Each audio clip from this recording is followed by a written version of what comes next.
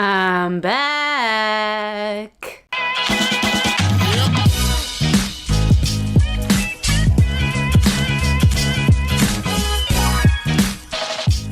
Good morning, YouTube.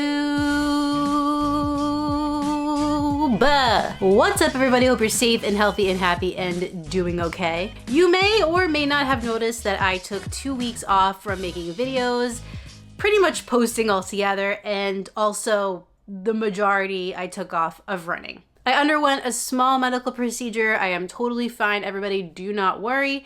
But during that time, I didn't really feel like making a video because I was kind of recovering, and also I couldn't really run. But now that I'm on the mend and I'm getting back into the swing of things, I figured I would make a video this week on a shoe that I got to run in a couple times before my procedure, and that is the Saucony Triumph 22. Before we get into talking about the Saucony Triumph 22, I want to ask that if you're not subscribed to this channel, if you could please go and do so. We're going to try to make it to 30K by the end of the year. I don't know if we can get there. It might be a long shot, but you know what? We're going to remain positive and optimistic, and with your help, we can get there. So go subscribe. And also, if one video a week on YouTube is not enough for you, if you could go follow me on Instagram at @RunLikeHeller. I post more content there. Been a little dry in the content area, I'll admit, the past 2 weeks, but we're gonna get back into the game, and it's just another place to see some running content. So at @RunLikeHeller on Instagram. I've been really excited to talk to you guys about this shoe because it has some really cool updates that I was wondering if it would actually improve the shoe or it would fall flat of what I was hoping it would be. The Triumph is supposed to be your max cushion shoe that you're taking on long runs, easier runs, just throwing all the miles that you can at this thing where you're not really going to be caring about pace. And I think that's important to remember about the Triumph, especially when we talk about the new technologies within this shoe and how they kind of adapt to still maintain that max cushion, easier day vibe. To be totally transparent, I have 2 short runs in this shoe, 2 3-mile runs where I was going pretty easy, but I did pick up the pace in some aspects just to test out that shoe. And I've also been going on a lot of walks the past couple of weeks, and this is the shoe that I have been using every single time. So I do have an idea of what this shoe is like. I've run in many Triumphs before, so I know how it compares to the others, and I think we should just go ahead and review it right now. The only caveat here today is that there won't be any running footage, unfortunately, because I have not run in a little bit of time. However, we're still going to make this a good video for you all and hopefully informative, which is the most important part of all of my videos. And one more thing before we get started, the Saucony Triumph 22 was sent to me by Saucony. However, they're not going to see this video before you. They can't tell me what to say, and all of my opinions are always my own. For what I believe is a men's size 8, this shoe comes in at 10.1 ounces. 286 grams, and for what I think is a women's size 8, this shoe comes in at 8.8 ounces, 250 grams. This shoe has a 10 millimeter drop with 37 millimeters of stack in the heel and 27 in the forefoot. And for me, the Saucony Triumph 22 was true to size. Saucony is using an engineered mesh material for the upper of the Triumph 22. This is different from the Triumph 21's upper. Seems like a new construction to me, a different material. They are trying to give you some ventilation through that forefoot. In the midfoot, they do have a bit more stitching for overlays just to keep you locked down onto that platform. And if we go to the back of the shoe, the heel counter is also pretty sturdy as well. Okay, so like I said earlier, the Triumph is all about comfort. And the upper here certainly does hold up to that standard. It's a very soft material. It's very nice on the top of my foot. I could certainly see myself remaining comfortable in this shoe for longer mileage if I was taking it on double-digit running during marathon training or anything like that. I know the upper is not going to cause me any discomfort. But it might make my foot a little bit hot. It is getting warmer here in New York, and there were a couple times that my foot felt a little sweaty on runs. And I know that's to be expected because of the climate, but I do think maybe it's a touch thick. Either that, or I just like to see these ventilation holes just providing a little more ventilation. The tongue is also very soft and plush, super comfy. It's gusseted, so you're gonna get that nice wraparound feel in the midfoot. And you guys know I love when they put padding around the ankle collar of shoes. This is borderline too much than I normally like, but I think it's just enough. And again, this is supposed to be a comfy shoe, and they did not skimp out here and giving you plenty of cushioning. Speaking of that midfoot wraparound from the gusseted tongue, I think this shoe fits my foot really well. I don't have to cinch the laces down a lot to get that nice fit for my narrow foot. In fact, they've added a wider midfoot platform here to accommodate wider footed runners.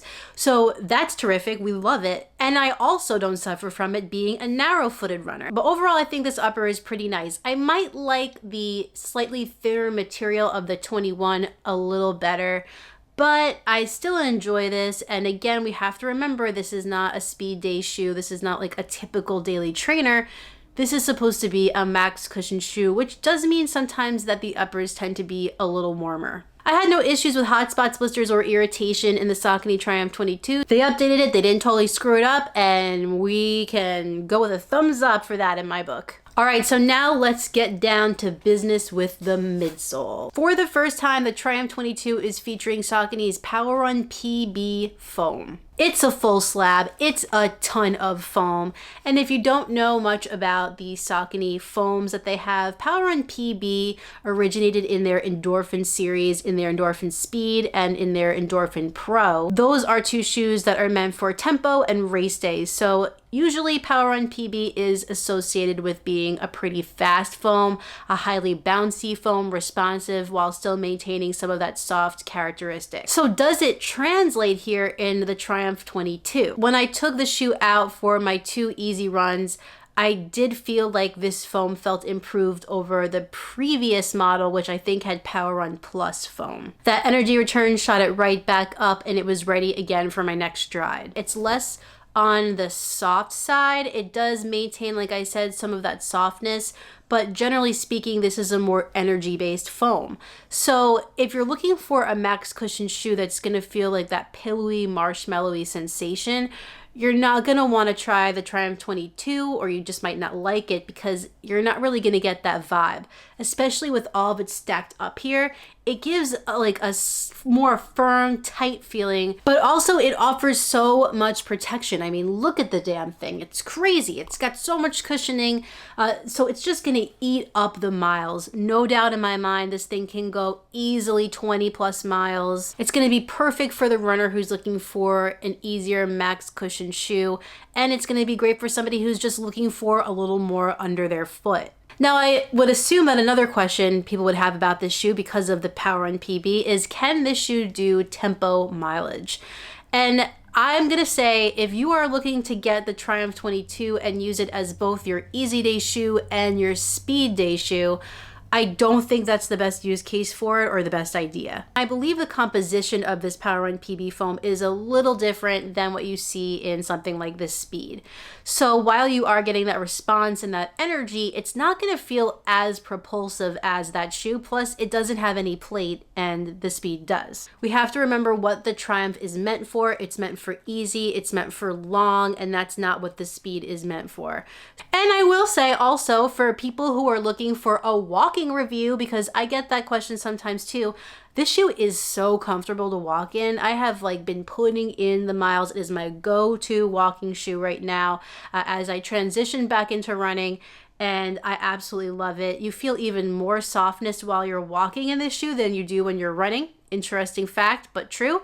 And it's perfect for that. It's a super versatile shoe for somebody who maybe wants to do a little walking and a little running. So do I think that PWRRUNPB was a good addition to the Triumph? Do I think it's something they should continue to put in this shoe going forward? I honestly really do. I think it's a big improvement over PWRRUN Plus, and it's a top tier foam, and it makes the shoe feel a lot more top tier. So I'm happy that Saucony did this, and I hope to see it again in the 23. If we turn this shoe over, you will see that Saucony is using a nice, healthy amount of rubber here, pretty much through the length of the shoe, with some exposed PWRRUNPB down the center of the shoe. I didn't have any issues with it, and I did take this shoe out on some wetter, moister days outside. No problems with slipping.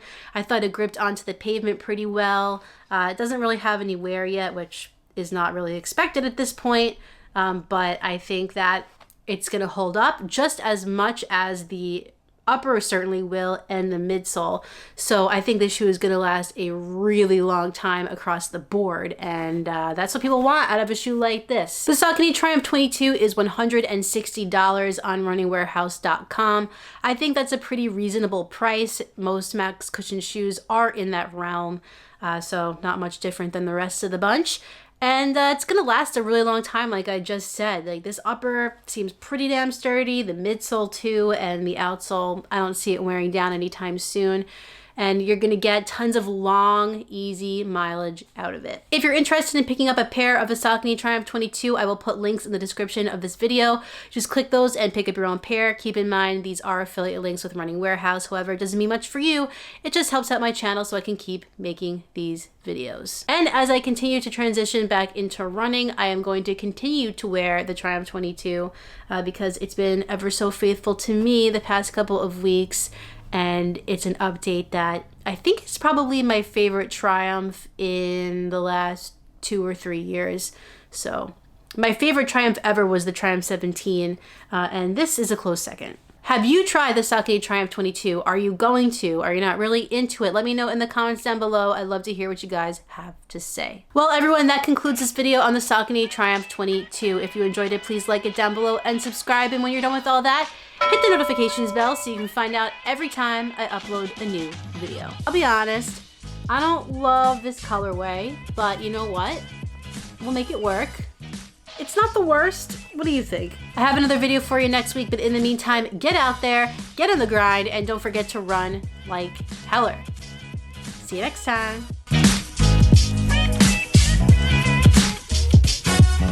And one last thing before I leave you, I do want to say thank you to everybody who wished me well. If you didn't see, I am in the process of an IVF journey, so I've been doing all the IVF stuff, and that's kind of why I haven't been running that much. So I do want to thank you all for your patience and your well wishes, and let's take on the rest of the summer as best as we possibly can here. Love you all.